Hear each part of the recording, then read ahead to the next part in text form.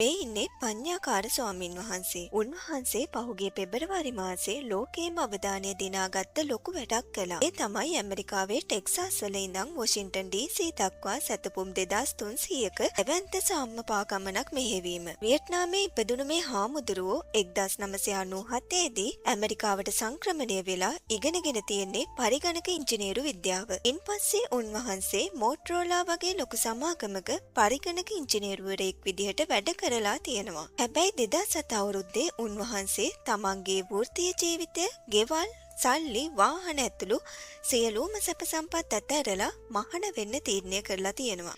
2010 දී උන්වහන්සේ තේරවාදී බෞද්ධ සම්ප්‍රදායට අනුව උපසම්පදාව ලබා ගත්තා. මේ සතපුම් 2300ක ගමන නිකන් ඇවිදීමක් විතරක් නෙවෙයි. එක භාවනාමය චාරිකාවක්. මේ උතුම් කතාව ගැන ඔබ හිතන්නේ කුමක්ද?